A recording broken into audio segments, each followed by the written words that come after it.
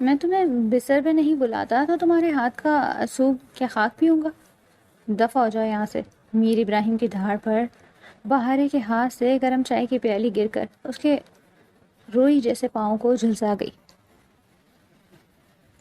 مگر اپنی سسکیوں کا گلا گھونٹتی وہ خاموشی سے واپس پلٹی اور دوبارہ ابراہیم کے سامنے نہ آئی۔ پنچایت کے فیصلے کے خاطر اس یتیم کا نکاح میر ابراہیم کے ساتھ کیا گیا تھا، جو شہری لڑکیوں کا دل دادا تھا۔ چاند رات ابراہیم حویلی آیا تو سرخ کامدار جوڑے میں ملبوس بہارے کو پہلی بار کھلے بالوں سے دیکھ کر اس کا دل دھڑکا۔ سر میں درد ہے، چائے بنا کر کمرے میں لے آؤ، وہ بظاہر سرسری انداز میں کہہ گیا، مگر بہارے کے اندر آتے ہی اسے کھینچ کر اپنے سینے سے لگاتے اس کی دھڑکنوں۔ میں تمہیں بستر پہ نہیں بلاتا تو تمہارے ہاتھ کا سوپ خاک پیوں گا، دفع ہو جاؤ یہاں سے۔ میر ابراہیم کی دھاڑ کسی گہرے خداوندی کی طرح اس وسیع و ریز بیڈ روم کی طرح دیوار سے ٹکرائی۔ کمرے کے شاہانہ سکوت میں وہ الفاظ کسی زہریلے تیر کی طرح پیوست ہوئے تھے۔ ابراہیم جو ریشمی کمبل میں لیٹا تکیوں کے سہارے نیم دراز تھا، اس کی آنکھیں غصے سے سرخ ہو رہی تھی اور ماتھے کی رگیں تن گئی تھیں۔ اس کا چہرہ جو اپنی وجاہت کے لیے جانا جاتا تھا، اس وقت نفرت کے ایک بھیانک تاثر سے بگڑا ہوا تھا۔ بہارے جو چند لمحے پہلے ایک امید اور فکر مندی کے ساتھ کمرے میں داخل ہوئی تھی، ساکت رہ گئی۔ اس کے ہاتھوں میں پکڑا ہوا سفید چینی کا پیالہ جس سے چکن کارن سوپ کی بھاپ اٹھ رہی تھی، لرزنے لگا۔ اس کے وجود پر کپکپی طاری تھی۔ ابراہیم کی آواز میں چھپی وہ غلاظت، وہ حقارت اس کے لیے کسی تازیانے سے کم نہ تھا۔ ابراہیم، آپ کی طبیعت ٹھیک نہیں ہے، ڈاکٹر نے کہا تھا کہ گرم چیز۔ بہارے کی آواز اس کے حلق میں ہی دم توڑ گئی۔ اس کی نیلی آنکھیں جو ہمیشہ ایک معصومیت کا پتہ دیتی تھیں، اب خوف اور صدمے سے پھیل گئی تھی۔ ڈاکٹر نے کہا تھا؟ ابراہیم نے ایک جاہلانہ قہقہ لگایا جس میں طنز کا زہر گھلا ہوا تھا۔ تمہاری اوقات کیا ہے بہارے؟ میرے گھر میں ایک کٹ پتلی کی طرح رہنے والی عورت جس کا وجود محض اس لیے یہاں برقرار ہے کہ میں نے اسے اپنی ملکیت سمجھ کر ایک کونے میں ڈال دیا، وہ مجھے بتائے گی کہ مجھے کیا پینا ہے اور کیا نہیں؟ اس نے ایک جھٹکے سے اپنا ہاتھ ہوا میں لہرایا۔ میں نے کہا دفع ہو جاؤ، مجھے تمہاری شکل سے گھن آتی ہے۔ جس عورت کو میں نے اپنی خلوت کے لائق نہیں سمجھا، اس کے ہاتھ کا بنا ہوا زہر میں کیوں پیوں؟ ابراہیم کا لہجہ اتنا صفاق تھا کہ بہارے کا دل سینے میں ڈوبنے لگا۔ وہ اس کی بیوی تھی، کم از کم کاغذات کی حد تک تو تھی، لیکن ابراہیم نے کبھی اسے وہ مقام نہیں دیا تھا۔ اس کے نزدیک بہارے محض ایک بوجھ تھی، ایک ایسی ضرورت جس سے اسے نفرت تھی۔ شدید غصے کے عالم میں ابراہیم نے بیڈ سائڈ ٹیبل پر رکھا ہوا لیمپ اٹھا کر دیوار پہ دے مارا۔ اس اچانک حرکت اور اس کے بعد ہونے والے دھماکے نے بہارے کے حواس گم کر دیے۔ خوف کے مارے اس کے ہاتھ کی گرفت ڈھیلی پڑ گئی اور وہ تبتا ہوا ابلتا ہوا سوپ کا باؤل اس کے ہاتھوں سے چھوٹ گیا۔ چینی کے برتن کے ٹوٹنے کی آواز کے ساتھ ہی وہ گرم سیال بہارے کے ننگے روئی جیسے سفید پاؤں پر گرا۔ ایک لمحے کے لیے وقت تھم گیا۔ وہ سوپ اتنا گرم تھا کہ جیسے ہی وہ اس کے نازک جلد کی ٹکرایا، فوراً وہاں پہ سرخی محسوس ہوئی۔ بہارے کے حلق سے ایک لرزہ خیز سسکی نکلنے ہی والی تھی، لیکن اس نے اپنے دانتوں تلے نچلا ہونٹ اتنی زور سے دبایا کہ خون رسنے لگا۔ اس نے اپنی سسکی کا گلا گھونٹ دیا۔ وہ اسے اپنی کمزوری نہیں دکھانا چاہتی تھی، وہ اس شخص کے سامنے نہیں رونا چاہتی تھی جس نے ابھی اس کی روح کو اپنے الفاظ سے جھلسا دیا تھا۔ اس کے پاؤں کی رنگت لمحوں میں سرخ سے جامنی ہونے لگی۔ شدید جلن کی لہر اس کے پورے جسم میں سرایت کر رہی تھی، لیکن اس کی آنکھیں ابراہیم کے چہرے پر جمی تھی۔ وہاں کوئی پچھتاوا نہیں تھا، کوئی ملال نہیں تھا۔ ابراہیم نے ایک نظر اس کے جلتے ہوئے پاؤں پر ڈالی اور پھر بے نیازی سے رخ موڑ لیا۔ فارغ وقت میں یہ تماشے کہیں اور جا کر کرنا، یہاں سے یہ گن صاف کرو اور نکل جاؤ۔ ابراہیم کی سرد آواز اب کسی برفانی چٹان کی طرح سخت تھی۔ بہارے نے کچھ نہیں کہا، اس نے ایک لفظ بھی نہیں بولا۔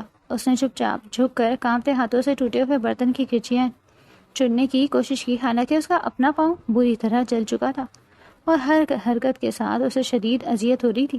اس کے آنسو اس کی پلکوں کی باڑ توڑ کر گالوں پہ بہہ لگے تھے، لیکن وہ خاموش تھی۔ اس نے ٹوٹے ہوئے ٹکڑے سمیٹے، اپنی چادر سے فرش کو خشک کرنے کی ناکام کوشش کی اور پھر لنگڑاتی ہوئی اپنے زخمی وجود کو گھسیٹتی ہوئی کمرے سے باہر نکل گئی۔ کمرے کا دروازہ بند ہوتے ہی وہ دیوار کے سہارے فرش پر بیٹھ گئی۔ اس نے اپنے پاؤں کو دیکھا جہاں چھالے ابھرنا شروع ہو گئے تھے، لیکن وہ درد اس زخم کے سامنے کچھ بھی نہیں تھا جو ابراہیم کے لفظوں نے اس کی عزت نفس پر لگایا تھا۔ میں تمہیں بستر پہ نہیں بلاتا۔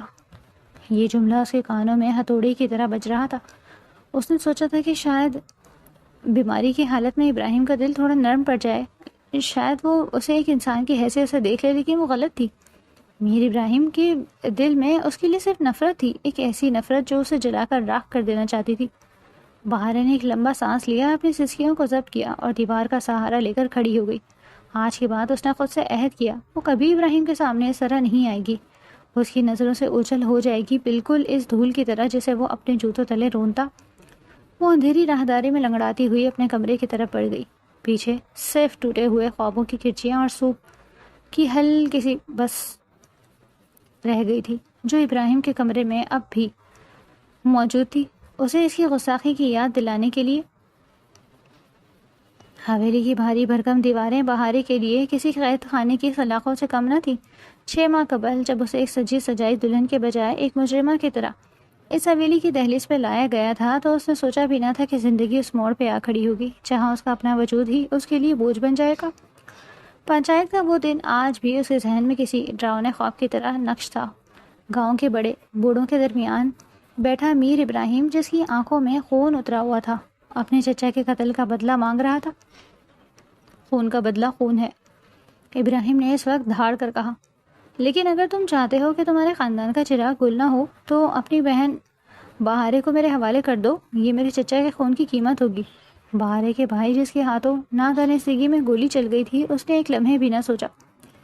اسے اپنی زندگی عزیز تھی، اپنی بہن کی عزت یا مستقبل نہیں۔ اس نے جیسے ہی اپنے سر سے ایک بھاری بوجھ اتار پھینکا اور بہارے کو میر ابراہیم کی جھولی میں ڈال دیا، یہ جانتے ہوئے بھی کہ ابراہیم ایک شہری اور جدید مزاج رکھنے والا شخص ہے جو گاؤں کی سادہ لوح لڑکی کو کبھی قبول نہیں کرے گا۔ نکاح کے کاغذات پر دستخط کرو بہارے، اس کے بھائی نے سختی سے کہا۔ تمہاری قربانی ہمیں بچا سکتی ہے۔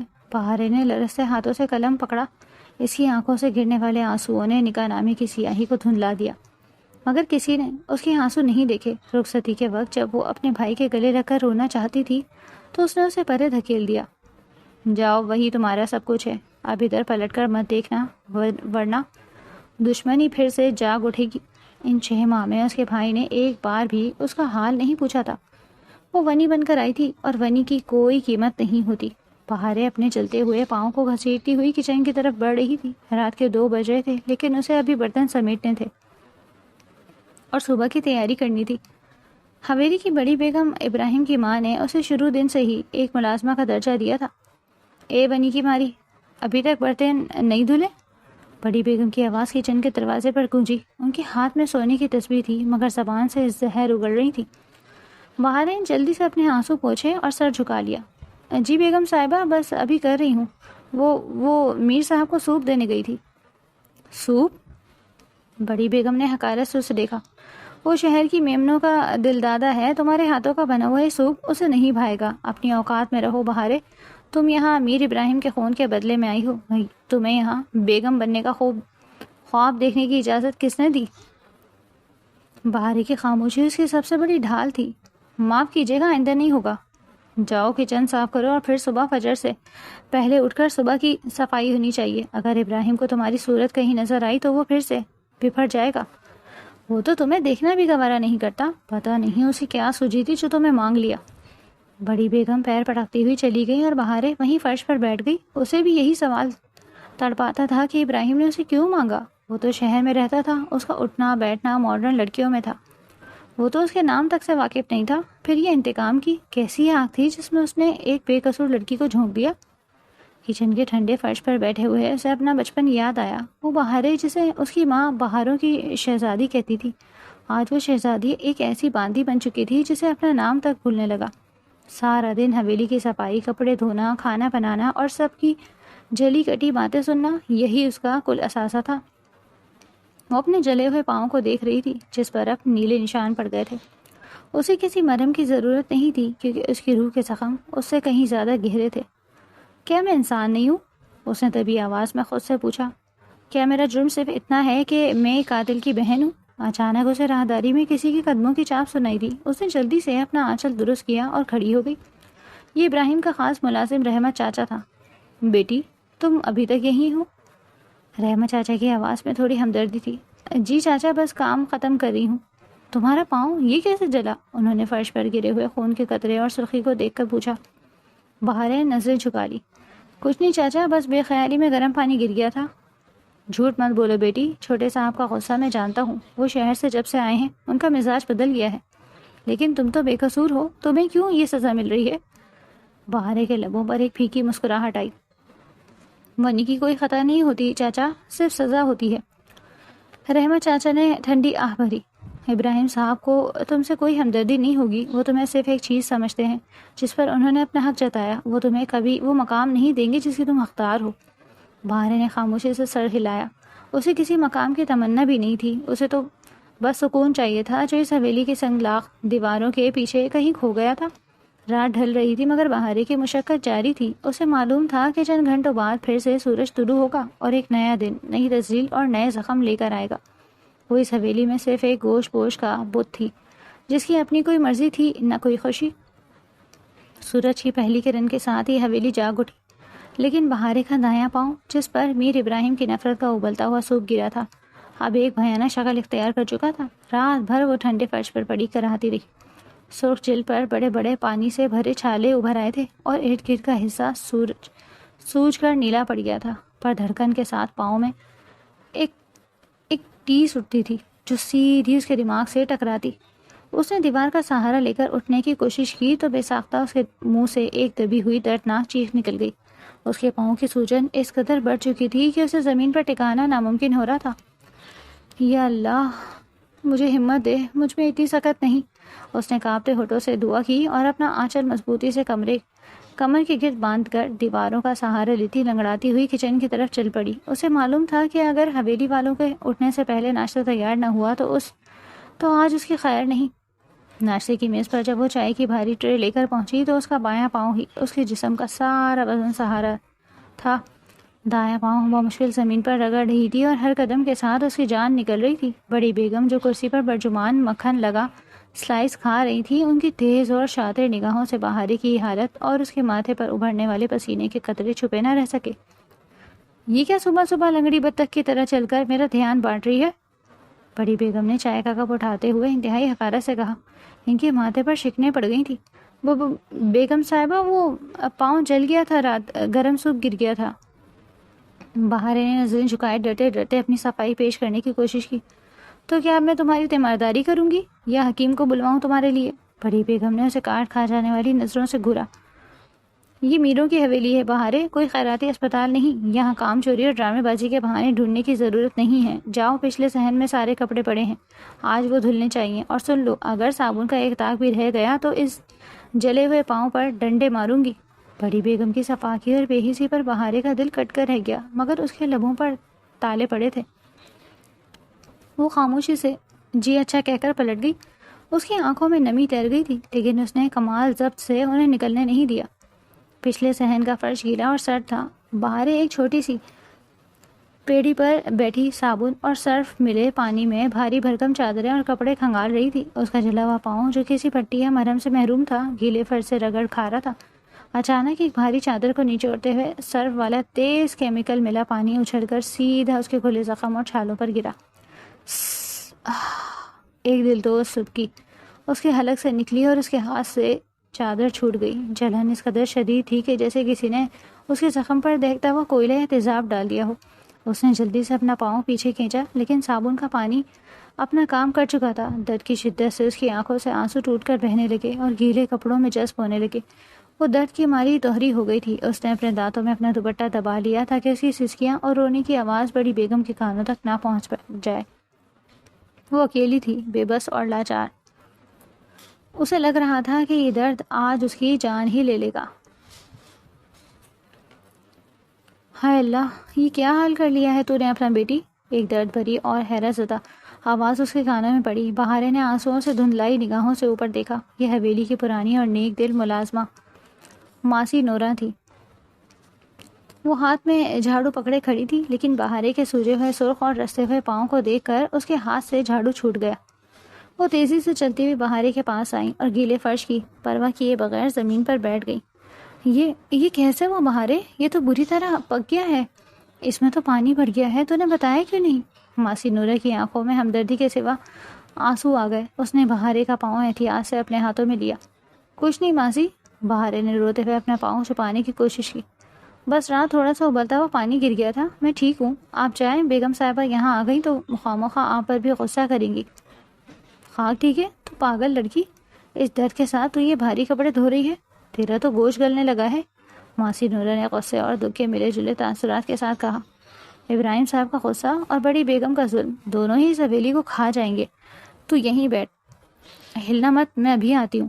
ماسی نورہ تیزی سے اٹھی اور کچن کی طرف بھاگ گئی۔ چند منٹوں بعد وہ واپس آئیں تو ان کے ہاتھ میں ایک چھوٹی سی مٹی کی پیالی تھی جس میں سرسوں کے تیل اور خالص ہلدی کا لیپ بنا ہوا تھا، اور ساتھ ہی ایک پرانا لیکن صاف سوتی کا کپڑا تھا۔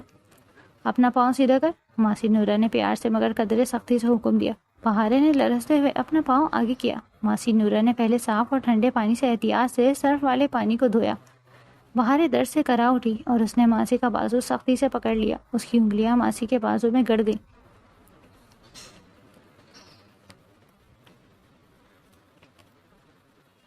بس بیٹی، بس تھوڑی سی ہمت کر لے، میں جانتی ہوں بہت تکلیف ہے، بس یہ کیمیکل نکل جائے۔ ماسی نورہ اسے ایک ماں کی طرح تسلیاں دیتی رہیں۔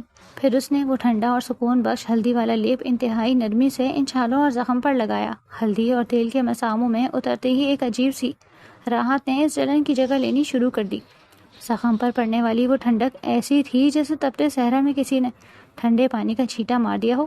بہارے نے گہرا کپ کپاتا ہوا سانس لیا اور اس کا سر پیچھے دیوار سے جا لگا۔ ماسی نورہ نے سوتی کپڑے سے زخم کو ڈھیلا سا باندھ دیا تاکہ فرش کی رگڑ اور گندے پانی سے اسے بچایا جا سکے۔ تو اتنی چھوٹی سی جان ہے اور اتنے بڑے دکھ کیسے سہ رہی ہے؟ ماسی نورہ نے اس کے الجھے ہوئے بالوں پر ہاتھ پھیرتے ہوئے آبدیدہ لہجے میں کہا۔ نہ تیرا وہ بھائی تجھے پوچھنے آیا جس کی خاطر تو نے اپنی زندگی جہنم بنا لی، اور نہ ان حویلی والوں کے سینے میں دل ہے، تجھے یہاں ہلا کر مارنے کا ارادہ ہے ان کا۔ بہارے نے اپنے آنسو پوچھے اور ایک انتہائی صبر آزما پھیکی سی مسکراہٹ اپنے لبوں پر سجائی۔ جس کا کوئی نہیں ہوتا ماسی، اس کا اللہ ہوتا ہے۔ بہارے کی آواز میں درد تھا مگر مایوسی نہیں۔ یہ زخم تو پاؤں کا ہے، مرہم سے ٹھیک ہو جائے گا۔ جو زخم روح پر لگتے ہیں ان کی پٹی کوئی نہیں کر سکتا۔ آپ کا بہت شکریہ ماسی، اس لیپ نے میرے پاؤں کی جلن بہت کم کر دی۔ ماسی نورہ نے بے بسی سے اس معصوم لڑکی کو دیکھا جس کی باتوں میں اس کی عمر سے کہیں زیادہ پختگی تھی۔ اس نے بہارے کی پیشانی چومی۔ تو سائڈ پر بیٹھ جا، میں یہ 2-4 کپڑے نکال دیتی ہوں، پھر میں نے جا کر اندر کی صفائی بھی کرنی ہے، ماسی نے ہمدردی سے کہا اور خود پیڑھی پر بیٹھ کر کپڑے نچوڑنے لگی۔ بہارے دیوار سے ٹیک لگا کر بیٹھ گئی اور اپنے بندھے ہوئے پاؤں کو دیکھنے لگی۔ درد اب بھی تھا، ٹیز اب بھی اٹھ رہی تھی، لیکن ماسی نورہ کی اس چھوٹی سی ہمدردی نے اس کے اندر جینے کی ایک نئی رمق پیدا کر دی تھی۔ اسے معلوم تھا کہ اس کا سفر ابھی بہت کٹھن ہے، لیکن اس صبر کے ساتھ اسے ہر ظلم برداشت کرنا تھا، کیونکہ وہ جانتی تھی کہ رات کتنی ہی طویل اور اندھیری کیوں نہ ہو، سحر کی روشنی کو نہیں روک سکتی۔ ہاں جلدی چلاؤ منحوس، سحری کا وقت نکلا جا رہا ہے اور تمہارے پراٹھے ابھی تک توے پر ہی رقص کر رہے ہیں۔ کیا سارا گھر آج تمہاری سستی کی وجہ سے روزہ چھوڑ دے گا؟ بڑی بیگم کی کڑک دار اور غضبناک آواز کچن کے دھوئیں اور خاموشی کو چیرتی ہوئی گونجی۔ ان کے لہجے میں اس قدر زہر تھا کہ کوئی بھی عام انسان سن کر دہل جائے، لیکن بہارے جو پچھلے کئی ماہ سے اس زہر کی عادی ہو چکی تھی، اس نے بنا کچھ کہے آٹے کا پیڑا بیلا۔ جی بیگم صاحبہ، بس یہ آخری ہے، دسترخوان لگا چکا۔ بہارے نے اپنی خشک اور پھٹی ہوئی آواز میں جواب دیا جس میں نیند کی کمی اور مسلسل مشقت کی تھکن صاف جھلک رہی تھی۔ زبان مت چلاؤ میرے سامنے۔ بڑی بیگم نے آگے بڑھ کر ایک زوردار تھپڑ بہارے کے پیلے پڑتے گال پر رسید کیا۔ تھپڑ کی گونج کچن میں ابھری۔ بہارے کا کمزور وجود ایک لمحے کے لیے لڑکھڑایا، اس کا ہاتھ گرم توے کے کنارے سے چھو گیا، لیکن اس نے اپنے دانت بھینچ کر درد کی آہ کو حلق میں ہی دبا لیا۔ اس نے ایک نظر اپنے سرخ ہوتے گال پر پڑنے والے انگلیوں کے نشانات کو محسوس کیا اور پھر خاموشی سے سر جھکا کر توے سے پراٹھا اتارنے لگی۔ اس کی ہونٹ مسلسل ہل رہے تھے، وہ رو نہیں رہی تھی بلکہ اپنے رب کا ذکر کر رہی تھی۔ کچن کے دروازے کے بالکل باہر اندھیرے میں کھڑا میر ابراہیم یہ سب دیکھ رہا تھا۔ اس کے قدم وہیں جم گئے تھے۔ وہ آج کل شہر سے چھٹیاں لے کر حویلی آیا ہوا تھا اور اس کا معمول تھا کہ وہ سحری کے وقت یوں ہی اٹھ کر کچن کی طرف نکل آتا۔ اس نے سوچا تھا کہ بہارے تھپڑ کھا کر روئے گی، چیخے گی یا کم از کم آنسو تو بہائے گی، لیکن اس لڑکی کی خاموشی اور اس کے چہرے پر پھیلا ہوا عجیب سا سکون ابراہیم کے اندر ایک عجیب سی الجھن پیدا کر رہا تھا۔ یہ کس مٹی کی بنی ہے؟ ابراہیم نے دل دل میں سوچا۔ اس کا بھائی قاتل ہے اور یہ ایک روبوٹ کی طرح بغیر کوئی شکایت کیے اس حویلی میں مشقت اور ذلت کی چکی میں پس رہی ہے۔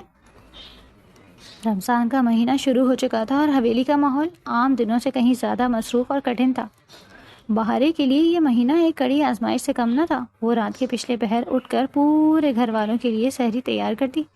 سینکڑوں کاموں کے درمیان وہ اپنا روزہ رکھنا کبھی نہیں بھولتی۔ سحری کے برتن سمیٹنے سے لے کر حویلی کے وسیع و ریز صحن کی صفائی، ڈرائنگ روم کی ڈسٹنگ، بڑی بیگم کے کپڑے استری کرنا اور دوپہر ڈھلتے ہی افطاری کے طویل اور تھکا دینے والی تیاریوں سے جٹ جانا، یہ اس کا روز کا معمول بن چکا تھا۔ پکوڑے تلنا، شربت بنانا، دہی بھلے تیار کرنا اور دسترخوان کو شاہانہ انداز میں سجانا، یہ سب وہ اکیلی جان کرتی تھی۔ جب افطار کا وقت ہوتا اور حویلی کے سب لوگ دسترخوان پر بیٹھے انواع اقسام کے کھانوں سے لطف اندوز ہو رہے ہوتے، تب بہارے کچن کے ایک کونے میں فرش پر بیٹھی ایک کھجور اور سادے پانی کے گلاس سے اپنا روزہ کھول رہی ہوتی۔ اسے کسی نے دسترخوان پر بیٹھنے کی دعوت نہیں دی تھی اور نہ ہی اس نے کبھی اس کی توقع کی۔ ابراہیم جو دسترخوان کے سرے پر بیٹھتا، اس کی نظریں اکثر بے ساختہ کچن کے کھلے دروازے کی طرف اٹھ جاتی۔ وہ دیکھتا کہ کیسے وہ ننھی سی جان سارا دن بھوکی پیاسی رہنے کے باوجود افطار کے فوراً بعد مغرب کی نماز کے لیے جائے نماز پر کھڑی ہو جاتی تھی۔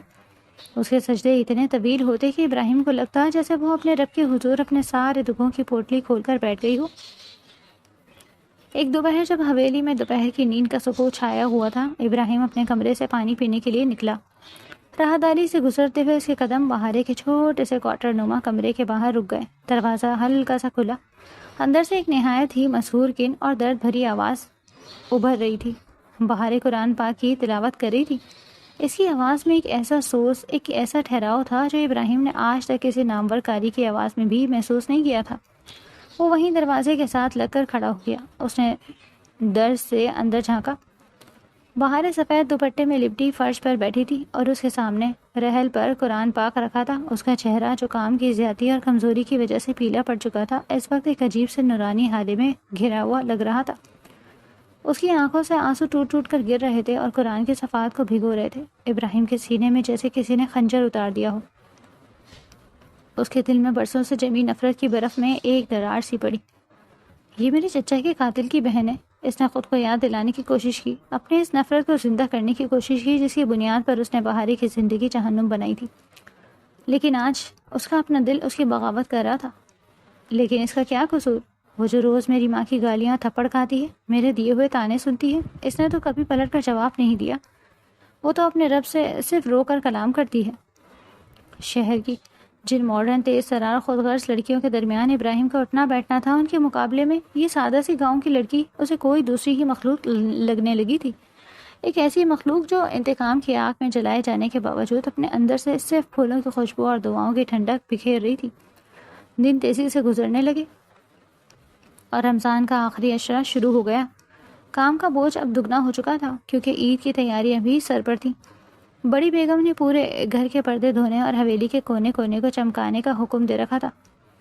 27ویں شب تھی۔ حویلی کے سب لوگ تراویح پڑھ کر گہری نیند سو چکے تھے۔ رات کے کوئی 2:30 بج رہے تھے۔ ابراہیم کو پیاس لگی اور وہ بستر سے اٹھا۔ کمرے سے باہر آتے ہی اسے حویلی کے کھلے صحن کے ایک کونے میں مدھم سی روشنی نظر آئی۔ وہ دبے قدموں اس روشنی کی طرف بڑھا۔ وہاں جو منظر اس نے دیکھا، اس نے میر ابراہیم کے اندر کے اس مغرور اور متکبر مرد کو ہمیشہ کے لیے توڑ کر رکھ دیا۔ باہر کھلے آسمان کے نیچے ایک پوسیدہ سی جائے نماز پر قیام کی حالت میں کھڑی تھی۔ رات کی خنک ہوا اس کے آنچل کو اڑا رہی تھی۔ وہ نماز تہجد ادا کر رہی تھی۔ ابراہیم قریب ہی ایک ستون کی اوٹ میں کھڑا ہو کر اسے دیکھنے لگا۔ رکوع کے بعد جب وہ سجدے میں گئی تو اس کا سجدہ طویل ہوتا چلا گیا۔ خاموش رات میں اس کی سسکیوں کی آواز بڑی واضح تھی۔ وہ اپنے رب کے حضور گڑ گڑا رہی تھی۔ یا اللہ، بہاری کی لرزتی ہوئی روندی ہوئی آواز ابھری۔ یا میرے پروردگار، میری خطاؤں کو معاف فرما، میرے بھائی کے گناہوں کو بخش دے مالک۔ اس نے جو کیا نادانی میں کیا، اسے سیدھا راستہ دکھا دے۔ ابراہیم کی سانسیں سینے میں اٹک گئیں۔ وہ لڑکی جسے اس کے بھائی نے موت کے منہ میں دھکیل کر کبھی مڑ کر نہیں دیکھا، وہ آج قیام لیل میں رو رو کر اس بے حس بھائی کے بخشش کی دعائیں مانگ رہی تھی۔ یا اللہ، بہارے کی سسکیاں تیز ہو گئیں۔ میرے دل کو صبر عطا کر، مجھے استقامت دے، مجھے کبھی کسی شکوے کی توفیق نہ دینا مالک۔ میں کمزور ہوں لیکن تیری رضا میں راضی ہوں۔ میر ابراہیم صاحب کے دل سے میرے لیے نفرت نکال دے، یا پھر مجھے اتنی ہمت دے کہ میں ان کی اس نفرت کا بوجھ اٹھا سکوں، بغیر ٹوٹے، بغیر بکھرے۔ وہ روتی جا رہی تھی اور ہر گرنے والے آنسو کے ساتھ ابراہیم کے دل پر جمی صدیوں کی کائی دھلتی جا رہی تھی۔ اسے اپنے اندر ایک شدید قسم کی پشیمانی، ایک گہری ندامت کا احساس ہوا۔ وہ لڑکی جسے وہ ایک حقیر کیڑا سمجھتا تھا، جسے اس نے اپنے قدموں کی دھول برابر اہمیت نہیں دی تھی جس پر اس نے گرم سوپ گرا کر اس کے پاؤں جلائے تھے۔ وہ لڑکی آسمان والوں کی کتنی چہیتی تھی۔ ابراہیم نے اپنے ہاتھ دیکھے جنہوں نے اس پر ظلم کیے تھے۔ اسے اپنی ہی ذات سے کراہیت آنے لگی۔ وہ ایک قدم آگے بڑھا اور اس کا دل چاہا کہ بجائے نماز کے پاس جائے، اس کے سامنے گھٹنے ٹیک دے اور اس معصوم لڑکی سے اپنے ہر ظلم کی، ہر طعنہ کی، اپنی ماں کے مارے گئے ہر تپڑ کی معافی مانگے۔ بہارے، اس کے لبوں سے بے ساختہ ایک سرگوشی ادا ہوئی۔ یہ پہلی بار تھا کہ اس نے اس کا نام اتنی نرمی، اتنی عزت سے لیا تھا، لیکن وہ آگے نہیں بڑھ سکا۔ اس کی انا، اس کا مردانہ غرور ابھی بھی آخری ہچکیاں لے رہا تھا۔ وہ وہیں کھڑا رہا، اسے سجدے میں روتے ہوئے دیکھتا رہا، اور اس رات میر ابراہیم کی آنکھوں سے بھی ایک آنسو ٹوٹ کر حویلی کے سنگ مرمر کے فرش پر گرا۔ یہ آنسو اس کے تکبر کی موت کا اعلان تھا۔ سر میں شدید درد ہے، ایک کپ کڑک چائے بنا کر میرے کمرے میں لے آؤ۔ میر ابراہیم کی آواز بظاہر سپاٹ، سرسری اور معمول کے مطابق تھی، لیکن اس کے لہجے کی وہ مخصوص کاٹ اور وہ وحشت آج غائب تھی۔ اس نے یہ جملہ کہتے ہوئے اپنی نظریں چرائیں، جیسے وہ خود اپنے اندر اٹھنے والے طوفان کو چھپانے کی ناکام کوشش کر رہا ہو۔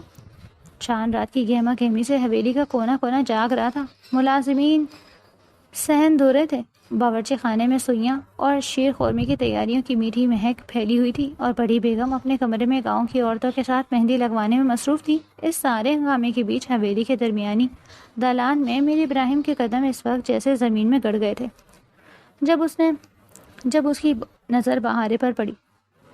آج وہ حویلی کی کوئی عام سی میلی کچیلی کاموں میں الجھی ہوئی ملازمہ نہیں لگ رہی تھی۔ آج شاید رمضان کی عبادات کے اختتام پر بڑی بیگم کے کسی سخت حکم کی تعمیل میں اس نے ایک پرانا لیکن انتہائی خوبصورت سرخ کامدار جوڑا پہن رکھا تھا۔ جو جوڑا، جس پر سنہری دھاگے اور ستاروں کا کام ہوا تھا، اس کی دودھیا اور تھکن سے زرد پڑتی رنگت پر ایک عجیب سی پراسرار سی چمک بکھیر رہا تھا۔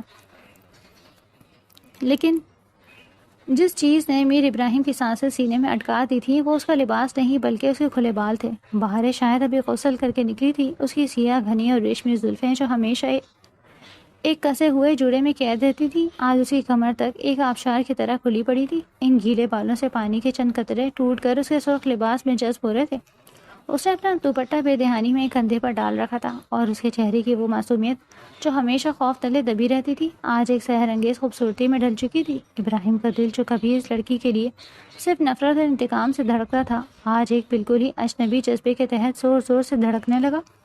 اس کے سینے میں جیسے کسی نے نکارہ بجا دیا ہو۔ اس نے بہارے کو دیکھتے ہی اپنے مٹھیاں بھیج لی تھی، ورنہ اس کا دل چاہا تھا کہ وہیں سب کے سامنے جا کر اس لڑکی کو اپنی باہوں میں چھپا لے، تاکہ کوئی اور آنکھ اس حسن کو نہ دیکھ سکے۔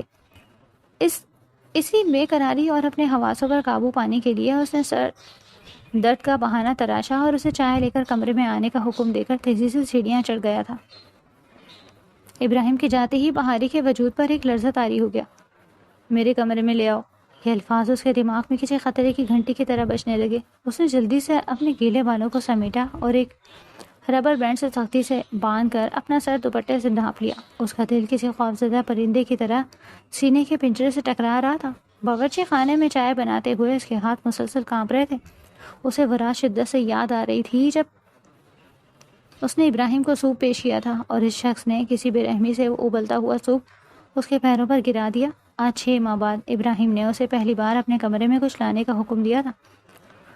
یا اللہ، مجھ سے کوئی غلطی نہ ہو جائے۔ وہ دل میں آیت الکرسی کا ورد کرتے ہوئے چائے کو کپ میں انڈیل رہی تھی۔ پیاری تشتری سے ٹکرا کر ہلکی سی آواز پیدا کر رہی تھی جو اس کے کانپتے ہاتھوں سے چغلی کھا رہی تھی۔ اسے قطعی طور پر اس بات کا اندازہ نہیں تھا کہ ابراہیم کی نظروں میں آج کیا تھا۔ اس نے تو یہ سرخ جوڑا صرف اس لیے پہنا تھا کیونکہ رحمت چاچا کی بیوی سکینہ خالہ نے زبردستی اسے عید کے لیے پرانا سوٹ نکال کر دیا تھا اور کہا تھا کہ چاند رات کو غسل کے بعد کم از کم صاف کپڑے تو پہن لے۔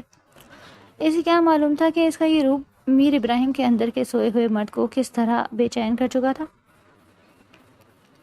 تشتری ہاتھوں میں تھامے وہ دھڑکتے دل کے ساتھ سیڑھیاں چڑھنے لگی۔ راہداری کی خاموشی اسے کاٹنے کو دوڑ رہی تھی۔ ابراہیم کے کمرے کا بھاری اور منکش دروازہ نیم وا تھا۔ صاحب، اس نے دروازے پر ہلکی سی دستک دیتے ہوئے اپنی کانپتی ہوئی آواز میں پکارا۔ اندر آ جاؤ۔ اندر سے ابراہیم کی بھاری مردانہ آواز ابھری۔ بہاریں نظریں جھکائے دبے قدموں سے کمرے میں قدم رکھا۔ کمرے میں صرف سائڈ لیمپ کی مدھم پیلی روشنی پھیلی ہوئی تھی۔ ابراہیم بستر پر نہیں تھا، بلکہ وہ کمرے کے بیچوں بیچ کھڑا جیسے اسی کا انتظار کر رہا تھا۔ اس نے اپنے قمیص کی آستینیں کونے تک موڑ رکھی تھی. وہ اس کی گہری سیاہ آنکھیں سیدھی بہارے کے وجود پر گڑی ہوئی تھی. ان آنکھوں میں آج وہ شعلے نہیں تھے جو جلا کر راکھ کر دیتے، بلکہ آج وہاں ایک ایسی تپش تھی جو پگھلا دینے کا ہنر جانتی تھی. بہارے کی نظریں فرش سے نہیں اٹھ رہی تھی. اس نے تیزی سے قدم بڑھائے اور بستر کے قریب رکھی میز پر چائے کی تشتری رکھ دی. میر صاحب چائے. اس نے بمشکل اپنے خشک ہونٹوں سے یہ الفاظ ادا کیے اور فوراً پلٹ کر دروازے کی طرف بھاگنا چاہا. اس کا واحد مقصد اس دم گھوٹ دینے والے ماحول سے جلد از جلد نکلنا تھا، لیکن وہ 2 قدم ہی چلی تھی کہ ایک مضبوط فولادی ہاتھ نے اس کے نازک کلائی کو ایک آہینی گرفت میں جکڑ لیا. بہارے کے حلق سے ایک دم گھٹی ہوئی خوفزدہ سی چیخ نکلی. قبل اس کی کہ وہ کچھ سمجھ پاتی یا مزاحمت کرتی، ابراہیم نے اسے ایک جھٹکے سے اپنی طرف کھینچا. وہ کسی کٹی ہوئی شاخ کی طرح سیدھی ابراہیم کے چوڑے اور مضبوط سینے سے جا ٹکرائی. ابراہیم نے اپنا دوسرا بازو اس کی کمر کے گرد لپیٹ لیا اور اسے پوری قوت سے اپنے وجود کے ساتھ جکڑ لیا. یہ سب اتنی تیزی سے اتنی اچانک ہوا کہ بہارے کی سانسیں سینے میں ہی رک گئیں. وہ بالکل ساکت ہو گئی. ابراہیم کا سخت چوڑا سینہ، اس کی تیز چلتی ہوئی سانسیں اور اس کے جسم سے اڑتی ہوئی مردانہ کلون اور سگریٹ کی ملی جلی مہک نے بہارے کے حواسوں پر ایک عجیب سا سکتہ طاری کر دیا. ابراہیم. اس کے کانپتے لبوں سے بے ساختہ اس کا نام نکلا، جس میں التجا تھی، خوف تھا اور ایک جان لیوا دہشت. وہ اسے مارنے لگا ہے. اسے لگا کہ ابراہیم اب اس کی گردن دبا دے گا یا اسے دیوار سے دے مارے گا. اس نے اپنی آنکھیں کس کر بند کر لی اور اپنے دونوں ہاتھ ابراہیم کے سینے پر رکھ کر اسے خود سے دور دھکیلنے کی لاحاصل کوشش کرنے لگی. بھاگ کیوں نہیں تھی؟ ابراہیم کی آواز اس کے کانوں کے بالکل قریب ابھری. یہ وہ دھاڑ نہیں تھی جس کی وہ عادی تھی. یہ سرگوشی تھی، ایک بھاری خمار آلود اور دیوانی سرگوشی جس کی تپش بہارے کی گردن کے مساموں کو جلا رہی تھی. مجھے جانے دیں خدارا، مجھ سے کیا غصاخی ہو گئی؟ بہارے کی آنکھوں سے آنسو چھلک پڑے اور اس کے گالوں کو بھگونے لگے. وہ اس کے بازوؤں کے حصار میں مچھلی کی طرح تڑپ رہی تھی، لیکن ابراہیم کی گرفت کسی فولادی زنجیر کی طرح تھی جو اس کی کمر کو توڑ دینے کی حد تک تنگ ہوتی جا رہی تھی. غصاخی؟ ابراہیم نے ایک گہرا سانس لیا جسے وہ بہارے کے وجود سے اٹھنے والی حنا اور گیلے بالوں کو خوشبو کو اپنے پھیپھڑوں میں بھر رہا تھا. تمہاری سب سے بڑی غصاخی یہ ہے بہارے کہ تم نے مجھ سے یہ روپ چھپا کر رکھا. اس نے اپنا ایک ہاتھ بہارے کے کمر سے ہٹا کر اس کے سر کے پیچھے لے گیا. اس کی انگلیاں سختی سے بندھے ہوئے جوڑے تک پہنچی اور ایک ہی جھٹکے سے اس نے وہ ربڑ بینڈ کھینچ کر نکال دیا. بہارے کے گھنے گیلے اور سیاہ بال ایک بار پھر آبشار کی طرح کھل کر اس کے کمر اور ابراہیم کے بازوؤں پر بکھر گئے.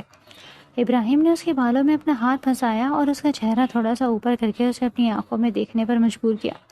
بہارے کی روتی ہوئی نیلی آنکھوں میں وحشت ناچ رہی تھی. وہ تھر تھر کانپ رہی تھی. تمہارا دل کتنی زور سے دھڑک رہا ہے؟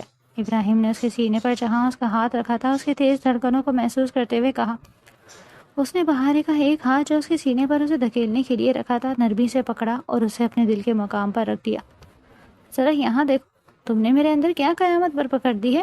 بہارے کے ہاتھ کے نیچے ابراہیم کا دل بھی کسی بے قابو گھڑے کی طرح دوڑ رہا تھا. اس کی دھڑکنیں بہارے کے دھڑکنوں سے ہم آہنگ ہو رہی تھی. مجھے ڈر لگ رہا ہے، آپ مجھے چھوڑ دیں، میں ونی ہوں آپ کی، میں کوئی. بہارے کے الفاظ سسکیوں میں ٹوٹ رہے تھے. اس کے دماغ میں وہی الفاظ گونج رہے تھے. میں تمہیں بستر پہ نہیں بلاتا تو تمہارا ہاتھ کا سوپ خاک پیوں گا. ان الفاظ کی یاد نے بہارے کے اندر ایک نئی وحشت بھر دی اور اس نے پوری طاقت سے جھٹکا مار کر خود کو چھڑانے کی کوشش کی، لیکن ابراہیم نے اسے ذرا بھی ڈھیل نہیں دی. اس نے بہارے کو اور قریب کر لیا، اتنا کہ ان کے درمیان ہوا کا گزر بھی محال ہو گیا. اس نے اپنا چہرہ بہارے کی گردن اور کھلے بالوں کے درمیان چھپا لیا. تم میری ونی نہیں ہو بہارے.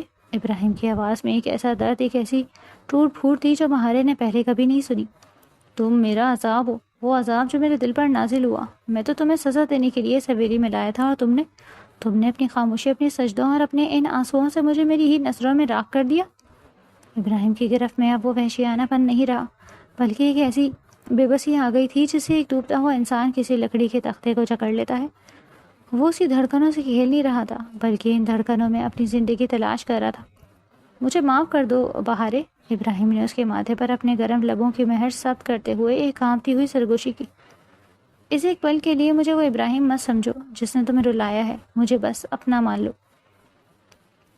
اس سرخ جوڑے میں، اس دھیمی روشنی میں، میر ابراہیم جو کبھی اس یتیم لڑکی کو جوتے کی نوک پر رکھتا تھا، آج اسی کے کھلے بالوں کو چھاؤں میں پناہ مانگ رہا تھا، اور بہارے جس نے ہمیشہ اس شخص کی نفرت کا سامنا کیا تھا، آج اس کی اس دیوانگی اور محبت کے سامنے مکمل طور پر بے بس اور سکتے کے عالم میں اس کے سینے سے لگی اپنی اور اس کی دھڑکنوں کے شور میں ایک نئے طوفان کی آہٹ سن رہی تھی۔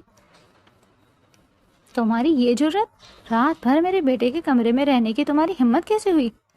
کم ذات ونی کی مالی، آج میں تیری جان نکال دوں گی۔ عید کے روشن اور اجلی صبح حویلی کی وسیع دالان میں بڑی بیگم کو غضبناک اور کان پھاڑ دینے والی آواز کسی بم کی طرح پھٹی۔ ان کا چہرہ غصے سے سرخ ہو رہا تھا اور آنکھوں کے شعلے نکل رہے تھے۔ بہارے جو ابھی ابھی ڈرتے ڈرتے میر ابراہیم کے کمرے کا بھاری دروازہ کھول کر باہر نکلی تھی، اس اچانک حملے پر وہیں دہلیز پر جم گئی۔ رات کی ساری سحر انگیزی اور ابراہیم کے وعدے جیسے ایک لمحے میں ہوا ہوئے۔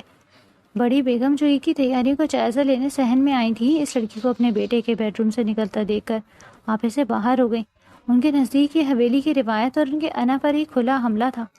وہ ایک پاگل پن کے عالم میں آگے بڑھی، ان کا ہاتھ ہوا میں بلند ہوا تاکہ وہ اس غریب لڑکی کے چہرے پر ایک زوردار تھپڑ رسید کر سکے، لیکن اس سے پہلے کہ ان کا ہاتھ بہارے کے گال کو چھوتا، رک جائیں ماں جی، ایک گرجدار اور انتہائی فیصلہ کن مردانہ آواز ابھری۔ ایک مضبوط ہاتھ نے بڑی بیگم کی کلائی کو ہوا میں ہی تھام لیا۔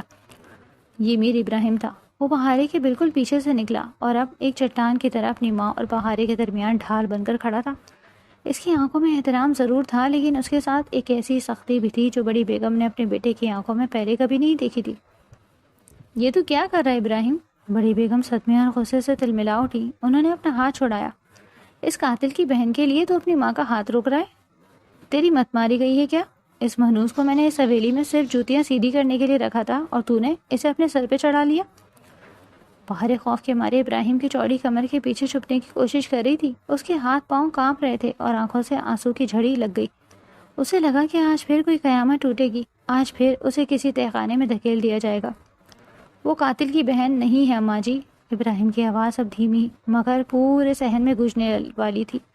اس نے پیچھے مڑ کر ایک نظر بہارے کے آنسوؤں سے بھیگے چہرے پر ڈالی اور پھر اس کا کانپتا ہوا ہاتھ اپنے مضبوط ہاتھ میں تھام لیا۔ اس کے اس عمل پر حویلی کی تمام ملازمائیں جو دبے پاؤں یہ تماشا دیکھ رہی تھیں سکتے میں آ گئی۔ وہ میری بیوی ہے، میر ابراہیم کی منکوب، اور آج سے اس حویلی میں سے وہی مقام، وہی عزت اور وہی حقوق ملیں گے جو ایک بیوی کا حق ہوتا ہے۔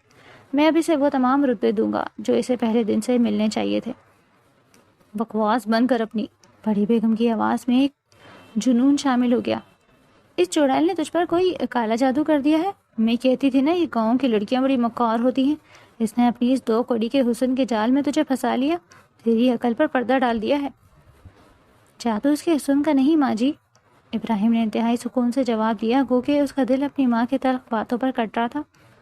جادو اس کے سجدوں کا ہے، اس کے اس صبر کا ہے جو اس نے ہمارے ظلم سہ کر بھی دکھایا۔ اس نے راتوں کو اٹھ کر میرے اور آپ کے حق میں دعائیں مانگی ہیں، جبکہ ہم نے اسے صرف ٹھوکریں دی ہیں۔ میں نے اسے بنی کے طور پر لا کر اپنی انا کی تسکین کی، لیکن اب میں مزید اس کے ساتھ کوئی زیادتی نہیں کر سکتا۔ میں اسے مزید اذیت میں نہیں دینا چاہتا، اس لیے بہتر یہی ہے کہ آپ بھی اس حقیقت کو قبول کر لیں اور اسے میری بیوی کی حیثیت سے اس حویلی میں قبول کریں۔ میرے جیتے جی ایسا ہرگز نہیں ہوگا، بڑی بیگم نے سینہ پیٹتے ہوئے چیخ کر کہا۔ یہ لڑکی اس گھر کی بیگم کبھی نہیں بن سکتی جب تک میں زندہ ہوں، یہ اس حویلی کی ملازمہ ہی رہے گی۔ یہ الفاظ سن کر بہارے کے دل کی دھڑکن جیسے رک سی گئی تھی۔ اس نے یہ سب برداشت نہیں ہو رہا تھا۔ وہ نہیں چاہتی تھی کہ اس کی وجہ سے ایک ماں اور بیٹے کے درمیان نفرت کی دیوار کھڑی ہو۔ اس نے روتے ہوئے ابراہیم کے ہاتھ سے اپنا ہاتھ چھڑایا اور آگے بڑھ کر گڑ گڑاتے ہوئے بولی، خدا را ابراہیم صاحب، آپ میرے لیے اپنی ماں سے مت جھگڑیں، میں آپ کے ہاتھ جوڑتی ہوں، مجھے کوئی مقام نہیں چاہیے، میں اسی کچن کے فرش پر اسی کوارٹر میں ٹھیک ہوں، آپ مجھے چھوڑ دیں، ان کا دل مت دکھائیں۔ بہارے کی ہچکیاں بند ہو گئی تھیں، لیکن میر ابراہیم نے ایک جھٹکے سے اسے بازو سے پکڑا اور اسے مزید بولنے سے روک دیا۔ تم میرے اور ماں کے معاملے میں مت آئے بہارے۔ ابراہیم کا لہجہ اب اس کے لیے ایک حاکمانہ مگر شفیق شوہر کا تھا۔ ہم دونوں اس معاملے کو خود سلجھا لیں گے، تم اندر جاؤ، آج عید کا دن ہے، الماری میں نے تمہارے لیے ایک نیا جوڑا رکھا ہے، اسے پہنو اور اچھے سے تیار ہو کر بیٹھو، جاؤ یہاں سے۔ اس کی آواز میں ایک ایسا روب تھا کہ بہارے مزید ایک لفظ نہ بول سکی۔ اس نے ایک نظر بڑی بیگم کی نفرت بھرے چہرے پر ڈالی اور پھر روتے ہوئے واپس ابراہیم کے کمرے کی طرف بھاگ گئی۔ ابراہیم نے گہری سانس لی اور اپنی ماں کی طرف پلٹا تاکہ انہیں تحمل سے وہ سب سمجھا سکے جو اس کے دل پر گزر چکی تھی۔ کمرے میں آ کر بہارے سیدھی بستر پر گر کر پھوٹ پھوٹ کر رونے لگی۔ اس کا دل عجیب سی کشمکش کا شکار تھا۔ ایک طرف وہ خوش تھی کہ ابراہیم نے سب کے سامنے اسے اپنی بیوی تسلیم کیا اور اس کے لیے ڈھال بن گیا، لیکن دوسری طرف بڑی بیگم کا غصہ اور دھمکیاں اسے ڈرا رہی تھیں۔ کافی دیر رونے کے بعد جب اس کا دل کچھ ہلکا ہوا تو اس کی نظر بیڈ کے کنارے پر رکھے ایک خوبصورت پیکٹ پر پڑی۔ اس نے کانپتے ہاتھوں سے اسے کھولا۔ اندر ایک انتہائی خوبصورت ہلکی گلابی رنگ کا عید کا جوڑا تھا جس پر چاندی کے تاروں کا نفیس کام ہوا تھا۔ یہ ابراہیم لایا تھا۔ بہارے کی آنکھوں سے ایک اور آنسو ٹوٹ کر گرا، مگر اس بار یہ آنسو دکھ کا نہیں، تشکر کا تھا۔ اس نے جلدی سے اپنے آنسو پوچھے اور غسل کرنے کی طرف چلی گئی۔ جب وہ جوڑا پہن کر اپنے گیلے بالوں کو تولیے سے خشک کرتی ہوئی ڈریسنگ ٹیبل کے سامنے آ کر بیٹھی تو اسے آئینے میں اپنا ہی عکس کچھ بدلا بدلا سا لگا۔ اس کے چہرے کی وہ زردی غائب تھی اور اس کی جگہ ایک عجیب سی طمانینت نے لے لی تھی۔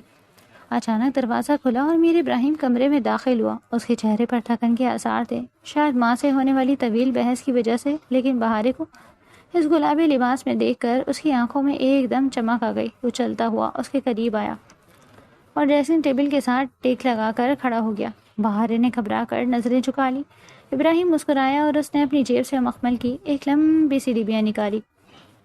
اس نے ڈبیا کھولی تو اس میں سے کانچ کی انتہائی خوبصورت گلابی اور چاندی کے رنگ کی چوڑیاں جھلملانے لگی تھی۔ اس نے آگے بڑھ کر بہارے کا دایاں ہاتھ اپنے ہاتھوں میں لیا۔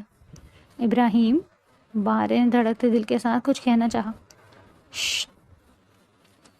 ابراہیم نے نرمی سے اسے خاموش کروایا۔ آج کے دن یہ روتی ہوئی آنکھیں اور یہ گھبرائی ہوئی آواز مجھ پر حرام ہے۔ اس نے بڑی احتیاط سے ایک ایک کر کے وہ چوڑیاں بہارے کی نازک کلائی میں پہنانا شروع کی۔ کمرے کی خاموشی میں کانچ کی چوڑیوں کی کھنک ایک مدھر سنگیت کی طرح گونج رہی تھی۔ تمہاری چوڑیاں پہنانے کی حسرت تھی مجھے۔ ابراہیم نے اس کے ہاتھ پر اپنے لب رکھتے ہوئے سرگوشی کی، پھر اس نے اس کا چہرہ اپنے ہاتھوں کے پھیلے میں لیا اور اس کی آنکھوں میں جھانکتے ہوئے بولا، ماں بھی ایک دن مان جائے گی بہارے، وہ میری ماں ہے، مجھ سے زیادہ دیر ناراض نہیں رہ سکتی۔ جب وہ دیکھے گی کہ تم نے میرے اندر کی اس وحشی اور غصے والے انسان کو کتنا پرسکون کر دیا ہے تو وہ تمہارے اس جادو کے سامنے خود ہی ہتھیار ڈال دے گی۔ تم بس پریشان مت ہو، مجھ پر بھروسہ رکھو، سب ٹھیک ہو جائے گا۔ اب تم ونی نہیں ہو، تم میر ابراہیم کی جان ہو۔